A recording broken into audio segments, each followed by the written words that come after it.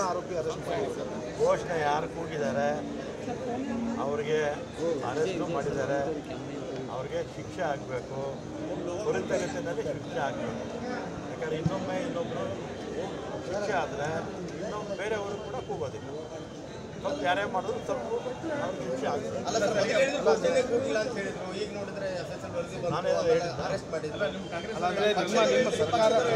ಸದನದಲ್ಲಿ ಹೇಳಿದ್ರು, ಸದನದಲ್ಲಿ ಚರ್ಚೆ ಮಾಡಿದಾಗ ಕೂಡ ಹೇಳಿದ್ರು. ಈಗ ಒಂದು ಕೆಲವರಿಗೆ ಆ ರೀತಿ ಮಾಹಿತಿ ಸಿಕ್ಕಿರುತ್ತೆ ಅಲ್ವಾ. ಒಂದು FSR ರಿಪೋರ್ಟ್ ಬಂದಿದೆ. FSR ರಿಪೋರ್ಟ್ ಪ್ರಕಾರ ಘೋಷಣೆ ಕೂಗಿದ್ದಾರೆ, ಆಗಿದೆ. ಇವತ್ತು ಅರೆಸ್ಟು ಮಾಡಿದ್ದಾರೆ, ಶಿಕ್ಷೆನೂ ಆಗುತ್ತೆ, ಕಠಿಣ ಶಿಕ್ಷೆ ಆಗಲಿ ಅಂತ ಸರ್. ಈಗ ಹೇಳ್ತಾರೆ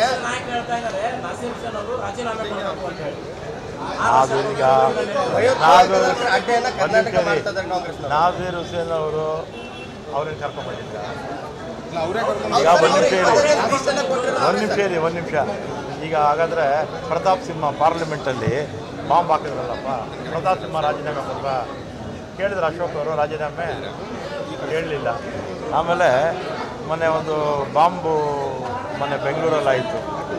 ಎಷ್ಟು ಕಡೆ BJP ಸರ್ಕಾರ ಇದ್ದಾಗ ಬಾಂಬ್ ಸ್ಫೋಟ ಆಗಿತ್ತು ಹೇಳ.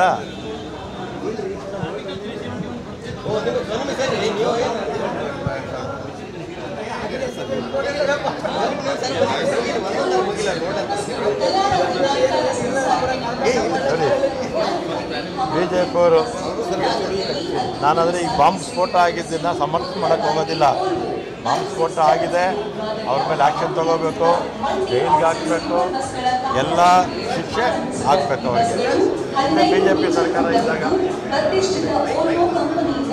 ಚಿನ್ನಸ್ವಾಮಿ ಸ್ಟೇಡಿಯಂ ಹತ್ರ ಆಮೇಲೆ 25 ಜುಲೈ ಸರಣಿ ಬಾಂಬ್ ಆಗಿತ್ತು. ಮಲ್ಲೇಶ್ವರಂ ಬಾಂಬ್ ಬ್ಲಾಸ್ಟು, ಬೆಂಗಳೂರು ವಿಮಾನ ನಿಲ್ದಾಣದಲ್ಲಿ ಬಾಂಬ್ ಬ್ಲಾಸ್ಟು ಜನವರಿ 20, 2020. ಮತ್ತು ತುಂಗಾ ಪ್ರಯೋಗ ಬಾಂಬ್ ಸ್ಫೋಟ ಮತ್ತು ಮಂಗಳೂರು ಕುಕ್ಕರ್, ಇದೆಲ್ಲ BJP ಸರ್ಕಾರದಲ್ಲೇ ಆಗಿದ್ದು. ನಮ್ಮ ಸರ್ಕಾರದಲ್ಲಿ BJP ಸರ್ಕಾರ ಕಂಪೇರ್ ಮಾಡಿದ್ರೆ ಈ ಬಾಂಬ್ ಸ್ಫೋಟ, ಕ್ರಿಮಿನಲ್ ಆ್ಯಕ್ಟಿವಿಟೀಸು ಭಾಳ ಕಡಿಮೆ ಆಗಿದೆ. ಸಂಪೂರ್ಣವಾಗಿ ನಿಯಂತ್ರಣಕ್ಕೆ ತರಲ್ಲ. ಆರೋಪಿ ಬಂಧಿಸಿದ ತಕ್ಷಣ ಜೈಲಿಗೆ ಕಳಿಸಿದ್ದಾರೆ. ಮೈಸೂರು ಪಾಕ್ ತಿನ್ನೋದಕ್ಕೆ ಎನ್ಕ್ವೈರಿ ಮಾಡಬೇಕಾಗಿತ್ತು ಅಂತ ಹೇಳ್ತಾರೆ. ಈಗ ಪೊಲೀಸವ್ರಿಗೆ ಏನು ಕೆಲಸ ಮಾಡಬೇಕು ಅಂತ ಗೊತ್ತಿದೆ ಅಲ್ವಾ. ಪೊಲೀಸವ್ರಿಗೆ ಏನು ಕೆಲಸ ಮಾಡಬೇಕು ಅಂತ ಗೊತ್ತಿದೆ. ಅವ್ರೇನು ಇವ್ರನ್ನೆಲ್ಲ ಕೇಳಿಕೊಂಡು ಪೊಲೀಸ್ ಕೆಲಸ ಮಾಡಬೇಕಾ?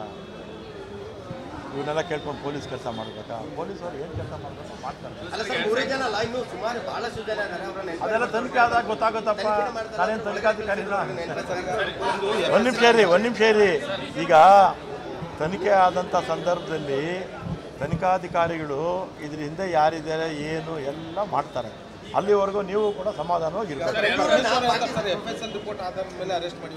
ಮೊದಲು FSL ರಿಪೋರ್ಟ್ ಇಲ್ಲ ಆಗಲಿಲ್ಲ ಅಂತ ಹೆಂಗೆ? FSL ರಿಪೋರ್ಟು ಸರ್ಕಾರದ್ದಿದೆ ಅಲ್ವಾ. ಸರ್ಕಾರದ್ದು ಅಲ್ಲಿಂದ ಬಂದರೆ ಮಾತ್ರ ಅವರು ಎಲ್ಲೋ ಪ್ರೈವೇಟ್ನವ್ರದ್ದು ಹೇಳೋಕ್ಕಾಗತ್ತಾ? ಪ್ರೈವೇಟವ್ರು ಹೇಳಿದ್ದೆಲ್ಲ ಕೇಳೋಕ್ಕಾಗತ್ತಾ? ಸರ್ಕಾರದ FSL ಏನಕ್ಕಿರೋದು? ಅದು ಅಥೆಂಟಿಕ್. ನಿಮ್ಮ FSL ರಿಪೋರ್ಟ್ ಬರೋಕ್ಕಿಂತ ಮುಂಚೆಗೆ ನಿಮ್ಮದೇ ಸಚಿವರು ಸಾಕಷ್ಟು ಜನ ಪ್ರೈವೇಟಲ್ಲಿ ತನಿಖೆ ಮಾಡಿಸಿ ಇಲ್ಲ ಅಂತ ಹೇಳಿದಂತ ಯಾರು ಹೇಳಿದ್ರೆ ನೀವು ಅವ್ರು ಕೇಳ್ಕೊಂಡ್ರಪ್ಪ. ಭಯೋತ್ಪಾದಕರ ಅಡ್ಡೆ ಆಗಿದ್ದು BJP ಕಾಲದಲ್ಲಿ.